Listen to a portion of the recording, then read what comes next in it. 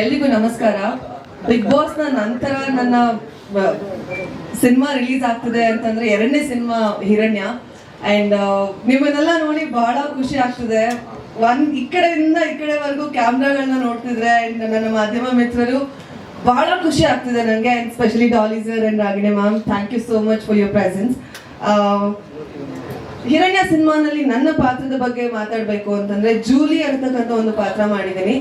And ಈ ಪಾತ್ರದ ಇನ್ನೊಂದು ಸ್ಪೆಷಾಲಿಟಿ ಏನು ಅಂತಂದ್ರೆ, ನನ್ನ ಸಿನಿಮಾನಲ್ಲಿ ನಮ್ಮ ಹೀರೋ ಆಗಿರ್ತಕ್ಕಂಥ ರಾಣಾ ಅವ್ರಿಗೆ ಇಂಟ್ರೊಡಕ್ಷನ್ ಸಾಂಗ್ ಇಲ್ಲ, ಜೂಲಿಗೆ ಇಂಟ್ರೊಡಕ್ಷನ್ ಸಾಂಗ್ ಇದೆ.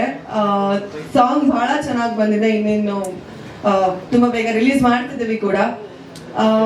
ಎಸ್, ನೀವು ನೋಡಿದ ಹಾಗೆ ಟ್ರೈಲರ್ ನೋಡಿದ್ರೆ ಇವತ್ತು ಎಷ್ಟು ಚೆನ್ನಾಗಿ ಬಂದಿದೆ. ರಾಜವರ್ಧನ್ ಅವ್ರದ್ದು ಆಕ್ಷನ್ ಸೀಕ್ವೆನ್ಸ್ ಅಂತೂ next level.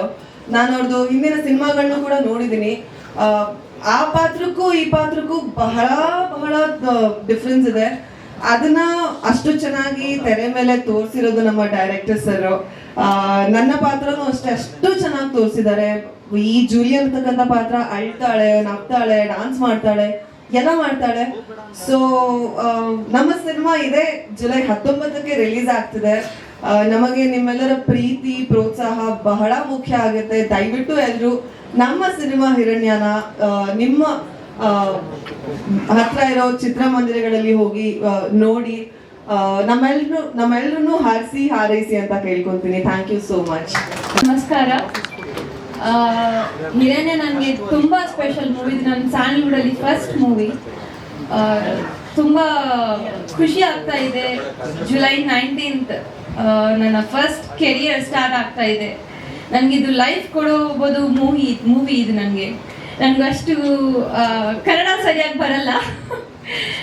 So yeah, I would like to thank my director Praveen Ayukta sir and our producer sir Vigneshwar sir and Vijay sir, and thank you so much sir, Dolly sir and Ragini ma'am for joining us today.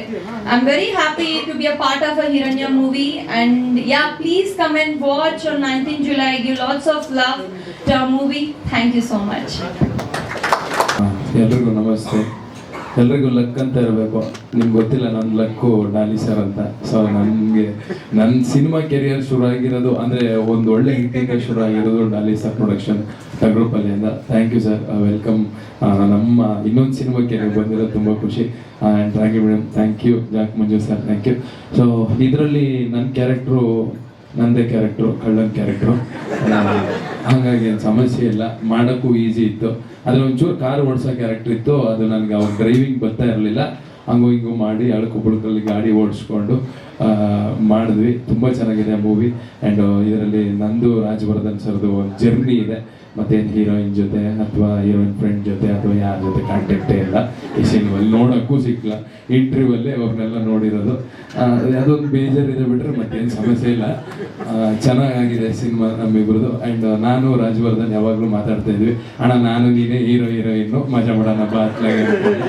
ಇಬ್ಬರು ಇಡೀ cinema ಮಜಾ ಮಾಡಿಕೊಂಡು ಮಾಡಿದ್ದೀವಿ ಒಂದು 15 ದಿವಸ.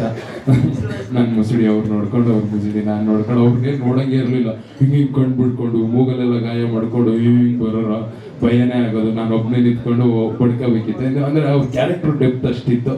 So ಮಜಾ ಮಾಡಿಕೊಂಡು ಇಬ್ರು ನಾವು ಮಾಡಿದ್ದೀವಿ. ಸೊ ಆಮೇಲೆ ಅವರು ಆ ಥರ ಇದ್ರು, ಒಳಗಡೆಯಿಂದ ಸಾಫ್ಟಾಗಿ ಬಾಬ್ರು ಎಲ್ಕೋ ಫ್ರೆಂಡ್ ಥರ ಮಾತಾಡಿಸ್ತಾ ಇದ್ರು. ಆಮೇಲೆ ಆಚೆಗೆ ಹೋಗಿ ಬಿಟ್ಕೊಂಡ್ಬಿಟ್ರೆ ಕಷ್ಟ, ನನ್ನ ಮಗನೇ ಹಾಗೆಲ್ಲ ಮಾಡಿದ್ದ ಅಂತ.